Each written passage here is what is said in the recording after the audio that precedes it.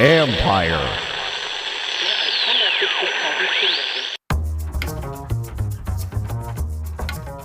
Hey babies, hey babies, hey babies. Hi everyone. Are you ready for Endgame? It's today, guys. Endgame is today, everybody.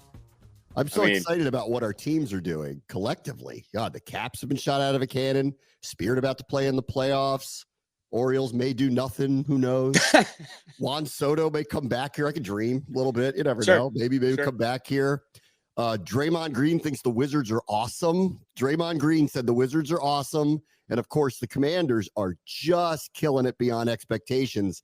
But today's the Super Bowl, guys, and we all know it because life will change after today, one way or the other.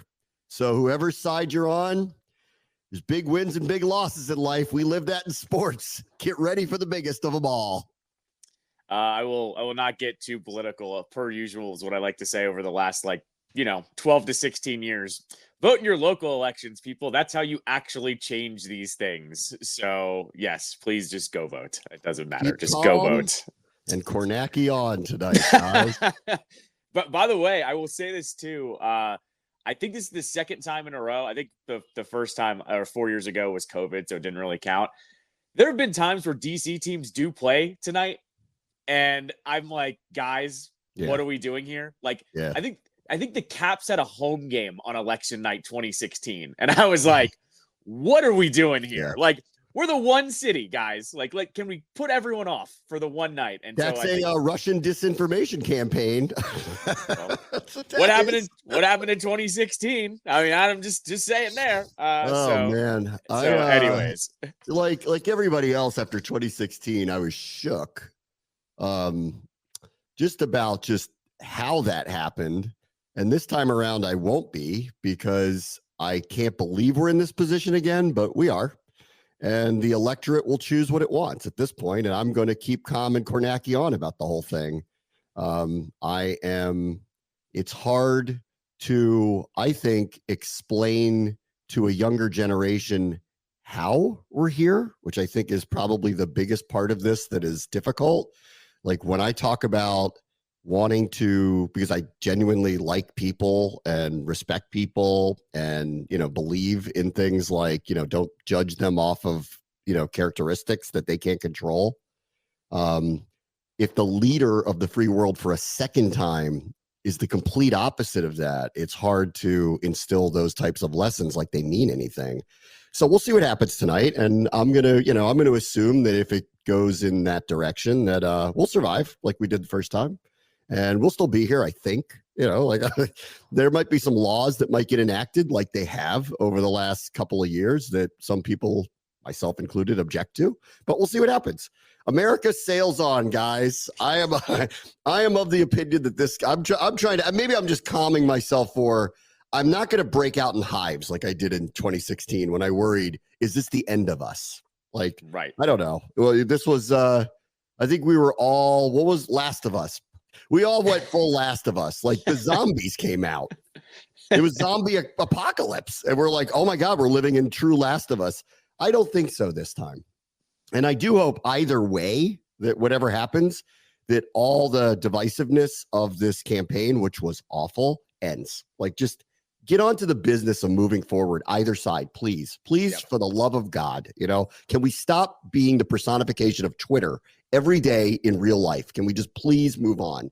Because I got a football season to get to, guys, and it's a really, really, really good one. Don't mess up my flow. We're in a really, really, really good one this year. I was going to say, don't mess up the Jaden Daniels sideline of the Wizards talk. That's all. Come on. Jaden Daniels shows up, standing ovation, deserved. Draymond Green gives standing ovation to Keyshawn George and Bub Carrington. We're in a new world, guys. He described them as this is the hardest we've played in years. Which I thought was the biggest backhanded slap compliment I've heard in a very long time. They're like, this team never plays hard, but that one actually did. To me, all that did with what Draymond said was confirm what you and I always bitched about with Brad. It was, Brad, you can put up 40 points, but I know looking at this team, you instill nothing in them. And the fact that we are already here without him it just reiterates it. Like, once again, we're not that much dumber than the people that actually run the show. And that's what Hard Knocks has taught me. And now stuff like this is teaching me. We're not that far off. No, we're not. Yeah, you guys don't have the secrets. You really don't. Maybe Adam Peters does. He's sitting there going, really? Watch me. So right. I'll give him that. Or my favorite line was the Brad, we can't guard a parking meter. And I'm like, but you're on the team that can't guard a parking meter. Why can't you guard a parking meter? Right. I'm the problem. It's me. That's what that one runs into. Correct. All right. We are at deadline day here, guys, which for the first time in a very, very, very long time, boy, the NFL picked the wrong day to actually do that, albeit the trades will be over before the polls close. So we'll know everything, and it's all starting to kind of trickle down so far. One of the guys I kind of earmarked a couple weeks ago, I'm like, if Cleveland keeps losing, they're going to trade Zadarius Smith because he's a rental for somebody, and the Lions stepped to the head of the line and got a deal done today for him for what I anticipated. I think it's Zadarius Smith and a 7th for a 5th and a 6th or something like that. So it's very low-level assets. Washington has 3 7th-round picks next year. The chances of 3 7th-round picks making a team are extraordinarily slim. So Peters and company are going to do something with at least 1 or 2 of those, whether it's right now or next year, where they just maneuver a couple to either move up to a 6th or a 5th or trade them out for ones later down the road. Like, you're not going to use all 3 of those picks. And we all know this. These are the type of assets you use in these situations. So that one's off the board. It's not to say that I think Washington was overly interested in him, but he's an example of the type of lower tier rentals that I think are potentially available today.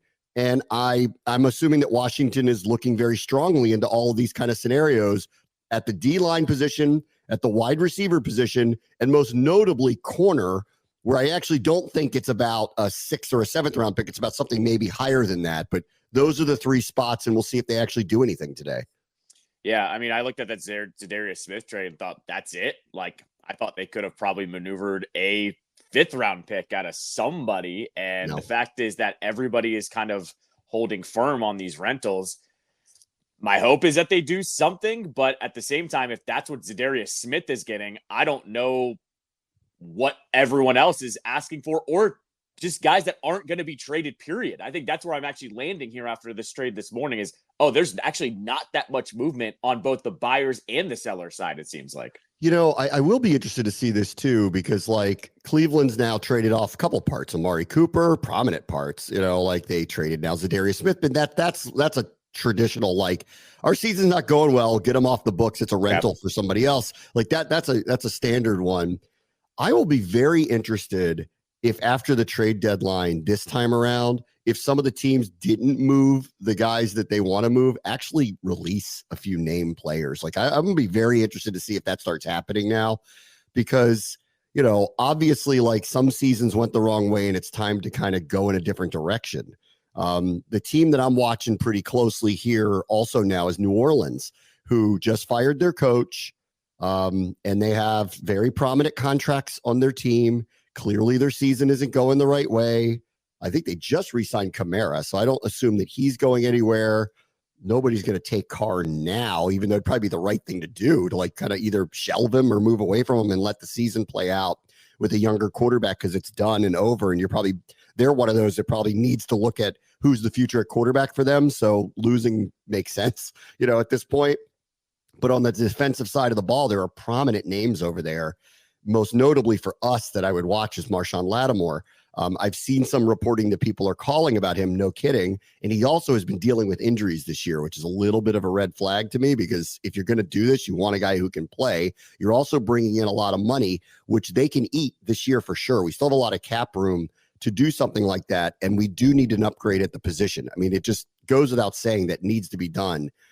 I've known this for weeks. The reporting is out there that they are actively looking. So he's someone I think you squarely have to have a conversation about. And that's the one where I go, okay, the price for him might be a little higher than say like Zadarius Smith, because the market's a little bit different. Like there's probably a couple teams that wanted Zadarius Smith, and that's all that really was going to be given up. And if Washington was one of them, that's all they would have given up too, if anything like that. Someone like Lattimore might be a little bit different, and let's see how high a price would go for that. But he's someone I'm watching closely today because clearly the Saints are going to be open-minded and sellers.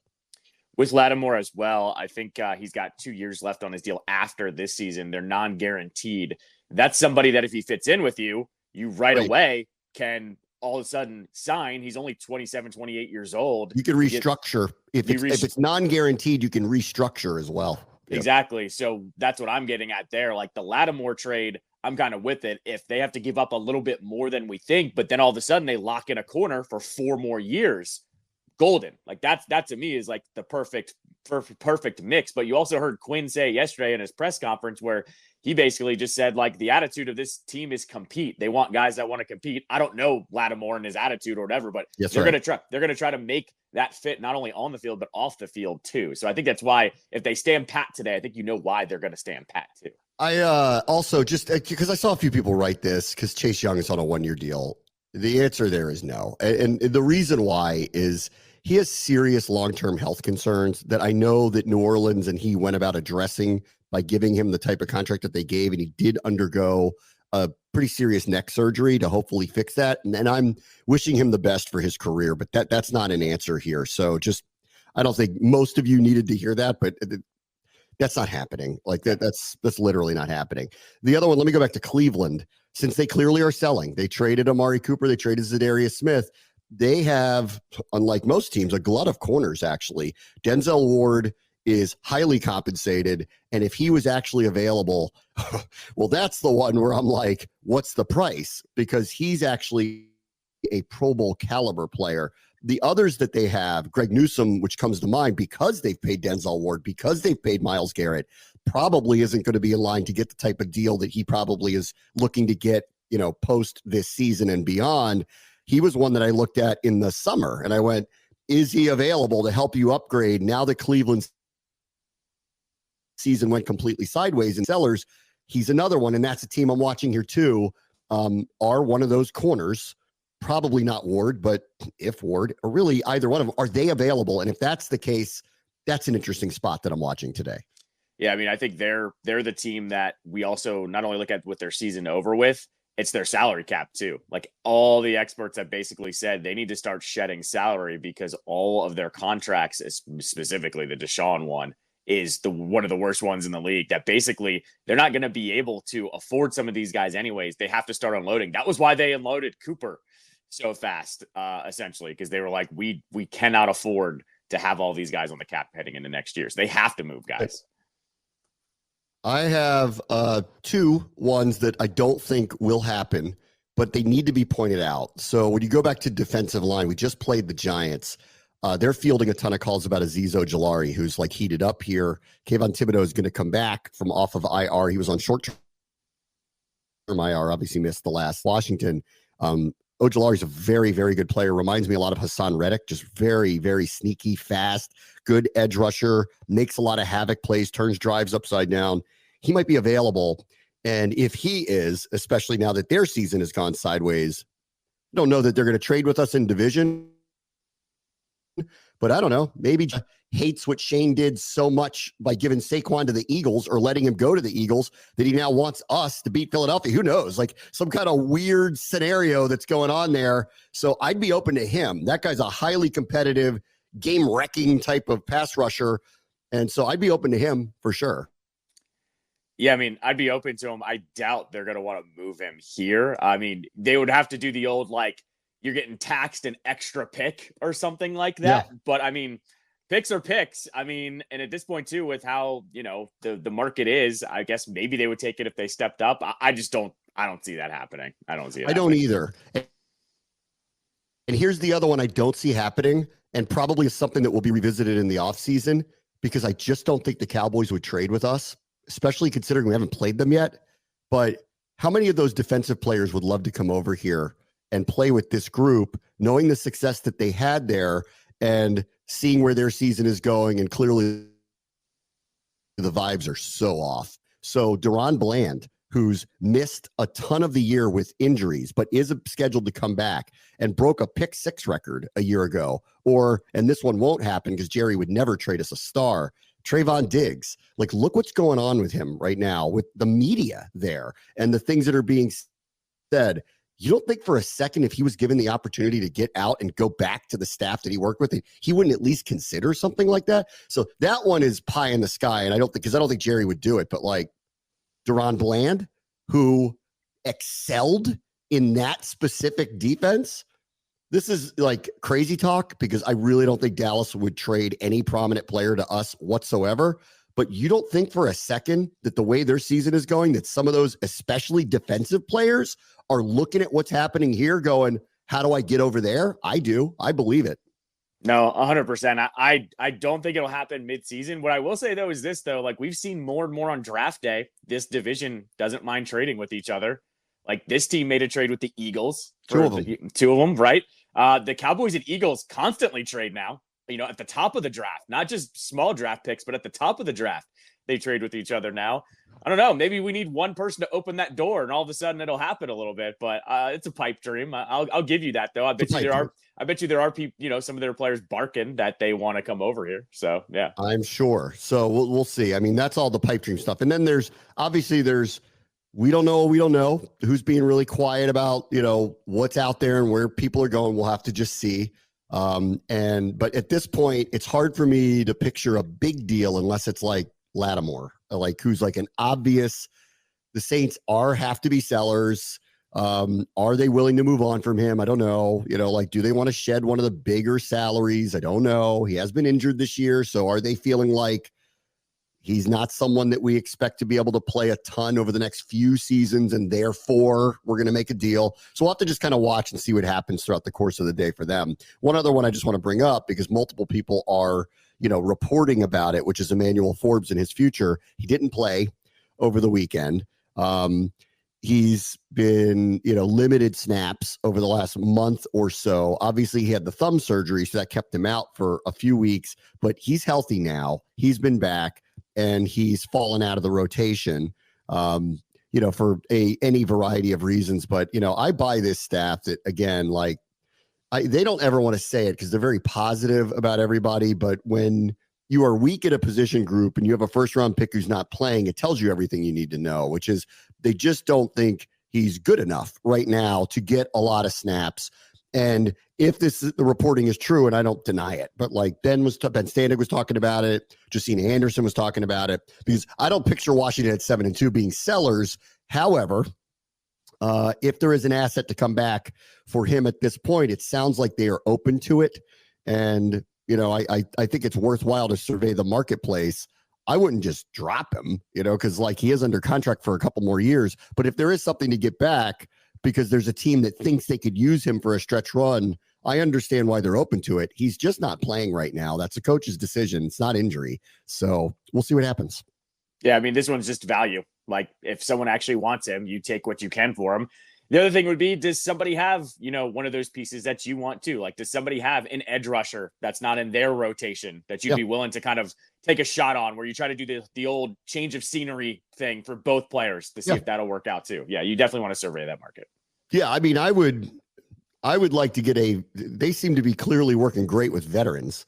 You could flip him for a veteran defensive player, whether it's a corner, an edge rusher, defensive tackle for that matter, because of injuries there, because they've fallen out of favor and your team's not going well. And they want to develop Forbes because they like him. And we'll take this veteran off your books. It's going to help us for the easy run. I think that's a win-win for everybody there. So we'll just have to see.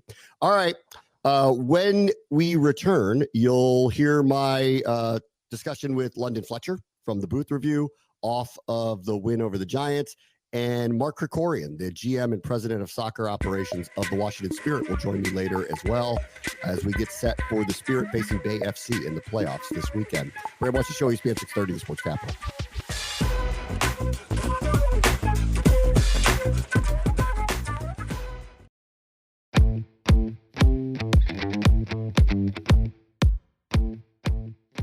Welcome back. Every week on Mondays, or in the case of a couple of weeks, a Friday, I get to sit down with London Fletcher, who I get to call the games with him and Logan Paulson every week. for the Commanders, and we do a podcast for the team called The Booth Review. We get to sit down and spend an hour talking about what we saw the day before, break down the film, talk about the game, all the highs, all the lows, and what we're looking forward to. So this week, off of win number 7, first time since 1996, the team has moved to 7-2. They got a sweep over the Giants. Anyone who's followed this team knows that has not been the case in recent years. Got the win, a couple magical moments again at the end of both halves, the touchdown to Terry McLaurin, the call and play to Olamide Zaccheaus. So London and I had a chance to catch up yesterday, and here was a segment of the Booth Review. Off of another win, we're 7-2, London, a first since 1996. Man, that's crazy. 1996. That's such a long time. I was on the last team that got to 6-2, and then we lost our game. We didn't the next game. Ironically, to the Pittsburgh Steelers, I believe.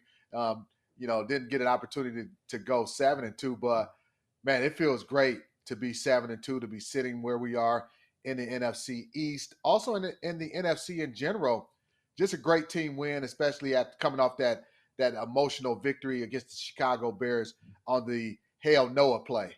1996, I was in my first broadcasting job in the state of Nebraska, covering the Cornhuskers when they were a top 5 national championship program under Tom Osborne. So it's been a long time for me, too, to see 7-2 and the glory days of, obviously, the Redskins past. Bram, in 96, I was still in college. Damn, you're old. Older than you. Oh, man. Yes, I know. Oh, man. It's so funny. I've been, professionally covering the team on and off, but mainly on, since 2000. It's been it's a quarter century. Since we've had a season like this, and I'm not sure where it's going from here. I think sky's the limit for them. I think it's very telling when people look at the Giants' record. They have had such a hard time with this team over the years, and sweeping anybody in the division is very difficult to do. This was a great team win yesterday, especially in light of what had happened a week ago, where we're celebrating a once-in-a-lifetime experience. Yeah, absolutely. There's the old adage where records don't matter when you're playing divisional games. Yes, the Giants were 2-6 and they're having a tough season this year. But when these two teams get together, I don't care what the records are, they're always tough. They're always dog fights. They come down to the wire. And, that game yesterday really was a nip and tuck game for the most part. It was the Giants, even when they got down 14 points, they stayed to their game plan, stuck to it, was able to get back to within 8 points, albeit them opting to go for the 2-point conversion as opposed to kicking an extra point. And I don't know if we'll talk about that, but that's the Giants and a Brian Dable issue. But divisional games, they're always going to be tough, tight, back and forth type games. And regardless of the record, anytime you can sweep the New York Giants, that's a good feeling, great feeling. And I'm happy to be sitting where we are at 7-2. I mean, I rather would focus in on us, honestly, but this is 2 weeks in a row where decision-making by the coaches on the other side of the field did contribute to the things that occurred here. Like a week ago, when Matt Eberflus is talking about it's not a big deal that Terry McLaurin made this catch that set up the Hail Mary, well, okay. Or Brian Daboll going for 2 at 24-16, failing to get it, and had they kicked an extra point there, it scored the later touchdown of Theo Johnson, could have kicked an extra point to make it a 3-point game, but weren't in the position to do it. And then secondarily, and I want to get to this one really later, but the choice not to use a timeout before the 2-minute warning, which allowed Washington to situationally run the clock down and call a pass play with really no penalty if it were an incompletion because it was going to hit the 2-minute warning anyway. I mean, it is nice to be on the side of sound coaching decisions are happening here, and it is contributing to a lot of these wins this year. Yeah, no, they're definitely buttoned up when it comes to situational football, clock management, whether it's end of half. There's been so many times where you've seen how aggressive they've been in certain situations, or go back to I think it was the Bears game, or maybe it was the Panthers game. No, it's the Panthers game where we're backed up and kind of okay, we'll kind of try to run out the clock, but Carolina didn't use any of their timeouts. They had 3 timeouts. Next thing you know, we get a first down and we end up going to our no huddle offense and end up getting a score at the end of that half. Just the clock management piece and the way Dan Quinn and whoever helps him with the clock management have been on top of that it's definitely helped us be where we are in terms of 7-2 at this point in the season. So I thought the biggest surprise of yesterday was after the first quarter, Washington had 1 yard passing. They had the ball for 2 minutes and 30 seconds of the 15 and were leading 7-0. So I want to start on the defense because it's a turnover that gave them the opportunity to do this. And secondarily, it was also their game plan. They wanted the Giants to run the ball. Like that became very clear. The Giants did, and were doing so effectively early in the game. What did you make of what structurally Washington was thinking about in trying to oppose the Giants offense yesterday? Yeah, after you look at the first game and you see Neighbors have 10 catches on 18 targets and over 100 yards receiving, it was clear that they went into the ball game saying, hey, we're not going to ask our corners to do a lot of man-to-man single coverage of him, and even their receivers like Darius Slayton, he has started to come on as of late as well. So, hey, they wanted to keep kind of a shell on top of the defense, play a lot of cover two or even quarters coverage where it's initially at the snap, the safeties are both in a 2 deep look, and then they'll rotate. One of the safeties will rotate down once they ensure that it's a run play. So they're a little bit later to the party when it comes to the run game. It's a way to get an extra defender to the run, but also show a safe coverage pre-snap. So there was definitely the game plan where, hey, we're going to force them to be a little bit patient, see if they'll make a mistake, whether it's a penalty or a turnover, which ended up being a turnover on that forced fumble, sack fumble by Dante Fowler. But, it takes an extreme amount of patience for you as a defensive play caller like Joe Witt Jr. to say, hey, I know they're getting some yards rushing the football, but I'm going to stay patient. I'm not going to all of a sudden get more aggressive, maybe do a rotation where I'm bringing that extra man in the box, show single high coverage, and now they can go play action pass, or they know they got matchups on the outside where they can try to take advantage. So I thought it was a great strategy by them, and it took great patience for Joe Witt Jr. I also say from the defensive standpoint as a player, it can be extremely frustrating for a team to be gashing you on the run game, and you just have to be like, all right, man, just stay patient, just stay patient with this, and eventually they'll make a mistake, which they did. I mean, it is another sign of, because go look at halftime, they're up 21-7. It is another sign of stick with this, believe in what we're doing, because I'm watching this early too. Tyrone Tracy's become a very good, effective running back for them. He was obviously in question to play because of the concussion he had suffered the week before, but he was able to go. He's been very effective for them. They were running the ball well. They ran the ball well against them in week 2. And I know what a lot of people are thinking, because I got a lot of this from like fans who were contacting me during and even after the game. Make Daniel Jones throw the ball. He makes mistakes. We want him to throw the ball. But the first game showcased a weakness, specifically against Neighbors. So I'm with you here. In the end, they got this right. The point is to keep the scoreboard down, even if the stat sheet doesn't look great and it looks like you're getting gashed on the run. They invited them to do it. The Giants did it because I guess they felt this was their best path to victory. Yeah, and then probably the Giants also, they're probably looking at it like, hey, we don't want to put the ball in harm's way because Daniel Jones has a tendency to turn the football over the more you ask him to throw the ball, which is, he didn't throw an interception in yesterday's game, but he did have the turnover. So the Giants, they understand what they are and who they are, and they feel like, hey, their best path forward has been run with Tracy. I'll say this, man. It's complementary football. We talk about this, and we've talked about this a lot lately. When you understand what you have on the other side of the ball, we understand we have a high-powered offense. We're going to score a lot of points. If you can bend, don't break, hey, we'll tighten down in the red zone.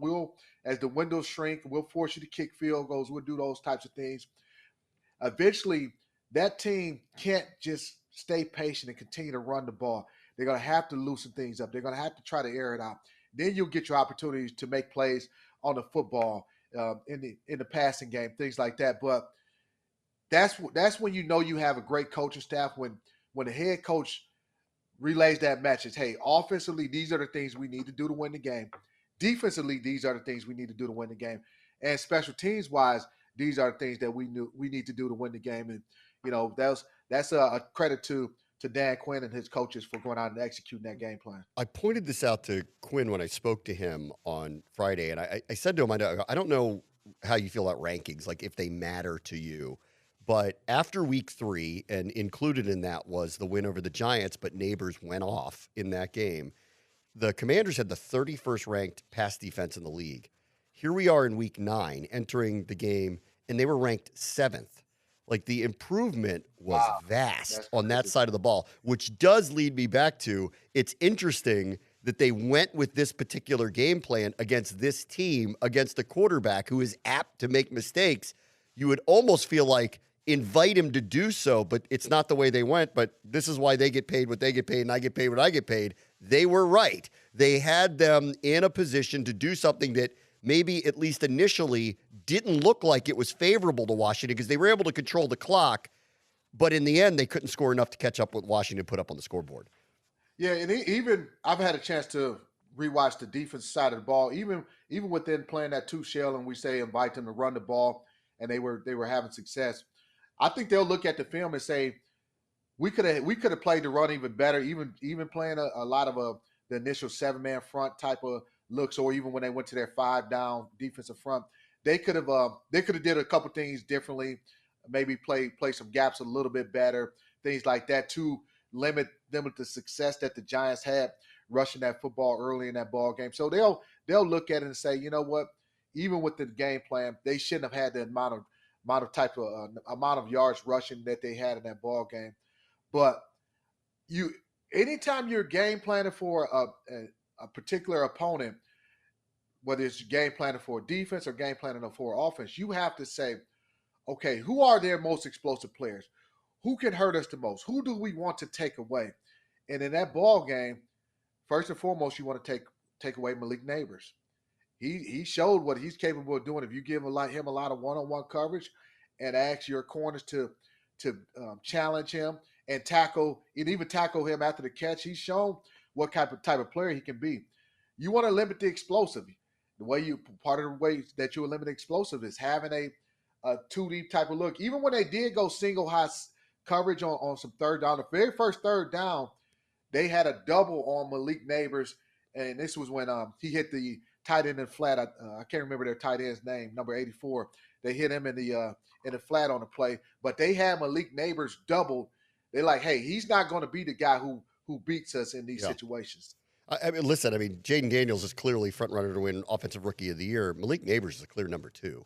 I mean, with the season he's had, he's posted some numbers. There's some metric numbers where he has more catches than any rookie through his first 6 games than like a handful of other rookies. He's had just an outstanding year. We've gotten to see him up close and personal. He's an outstanding player that we're going to have to deal with for years to come. He's an outstanding player. Let me mention a couple of players on defense and just get your thoughts on them. I thought it was really interesting last week. Someone asked Joe Witt about Jeremy Chin. And what came out of his mouth was, it's on me to send him more, is the words he used, and to give him an opportunity to make more plays because he's emerging. And then this has happened week after week. Right on cue, you'll hear them say something like this. He had 7 tackles in the first half. He was all over the place. He was extremely physical. Great play in pursuit behind the line of scrimmage. I believe it was on Neighbors, if I remember correctly. Ended up with 12 combined tackles. It might have been his best game of the year. It was, and when you got a player like Jeremy Chin, and what Joe Wood Jr. is saying is, I need to get him around the ball more. I need to get him, don't have him playing as much post safety. Let's get him closer to the line of scrimmage. Let's blitz him. I saw there were several times where they blitzed him off the edge, and a lot of those instances in the past, that would have been Frankie Louisville blitzing off the edge. They put Louisville back in coverage and brought Chin on some blitzes off the edge, a nice little change up. And I think about engaging a guy, let's look at the analogy, whether it's a basketball scenario, even football, where we talk about getting Terry the ball early to get him engaged in the game. So when you have a guy like a Jeremy Chin, let's blitz him. Let's get him around the line of scrimmage. Let's send him to get him engaged in the game early. So now he feels a major part of the game plan. And you were spot on by saying that was his best game. He also did a lot of nice things in coverage in that ball game as well. If you want to see or hear the whole show, you can go to the Commanders YouTube page or commanders.com and check out the booth review. And if you just want to listen to the podcast, you can get the booth review anywhere you get your podcasts. When we return, you'll hear from the president of football operations and general manager of the Washington Spirit, Mark Krikorian, as the Spirit gets set for their quarterfinal match against Bay FC this weekend at Audi Field. This is the Bram Whiteside Show on ESPN 630, the Sports Capital.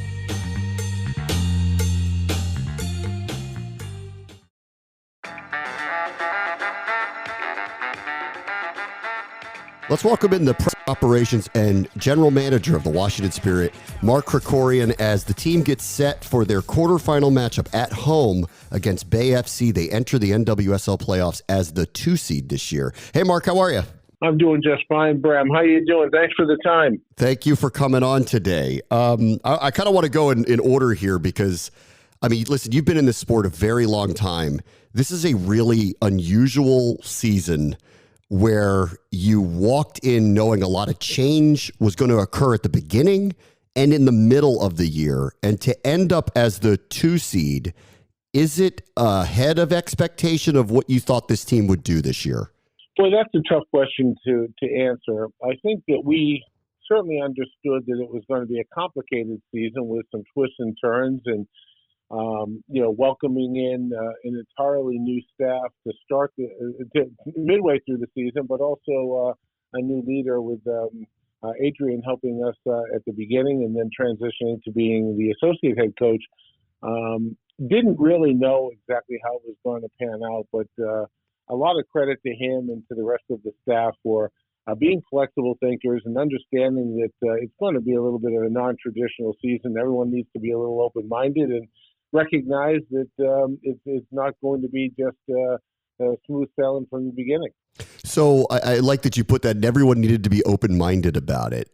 When did you kind of get, because the results are the results, when did you get some assurance in your mind that they were and that everything was in good hands? I think from the beginning, when you meet Adrian, you realize very quickly he's very, very bright and he's a flexible thinker. And, he's been around the world, coached in many different places previously. So probably for a lot of folks coming and being, whether it be here in the U.S. or us Americans going somewhere else and having a first experience in a different country, it can be a little bit challenging, but, he lived in Asia for a while. He lived in Europe for a while. So probably coming here, it was certainly an adjustment and a change. But he was really open-minded, and he relied upon the staff that was here and that had more experience in the league and with the players than he had. And but he's a smart guy. He picked it up quickly. And, of course, with Jonah and the rest of the folks, assisting from a distance as well. So it was a collaborative effort, a complete group effort from start to finish. And of course, then when Jonah came in and brought a couple of other guys with him, they came in, hit the ground running, and the foundation that Adrian helped to put together certainly enhanced our ability to continue on and be successful. But I think with all of these folks that came and joined, as well as all of these rookies and new players that came in, we hit a home run. We got it right with both the quality of play, but also the quality of people. And I can't stress enough how important that is to us here, starting with Michelle Kang, working all the way right through the entire staff. So obviously it was a collaborative effort between the coaching staff, but obviously there was some distance in between it. Once Jonah came over, did you anticipate there would be a lot more change, or because of the collaboration, did you think this would be a seamless transition? I thought it would be pretty seamless, to be honest with you. I throughout the entire time, Jonah and Adrian, I think they have been probably speaking daily or having some sort of contact daily. So I don't think that there was a whole lot going on here that Jonah wasn't well aware of, and probably had his hand in helping to design all of that as well. So I think that the collaboration started at the beginning, and watching video and watching some training and watching the games and all of that. Even though Jonah was at a great distance, I think he was still quite involved. Okay, let's talk about the team a little bit. Obviously, you all made some moves before the season, and you had a very hefty rookie class come in. I'm sure you must be proud. All of them scored this year.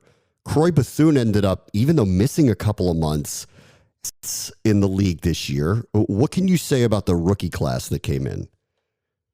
Yeah, I think that it was headed up by Mike Bristol on our staff, and there are a number of us here that came out of the college game and kind of knew the players pretty well. Many of these players are players that we looked at, recruited, played against, and so on. So I think that was an area probably where we had a decent background that we would be able to probably be pretty good at. And I think that probably the selections we ended up making proved to be pretty good.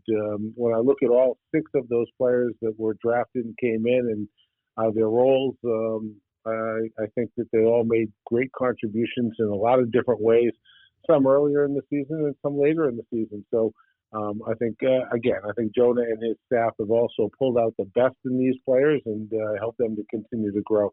So once Croy got injured, she played such a pivotal role in so many moments in the first half plus of the season. How did you think about overcoming her absence? Well, we knew that Lacey Santos was going to be joining us as well, and of course Rosemont Kawasi and Esme.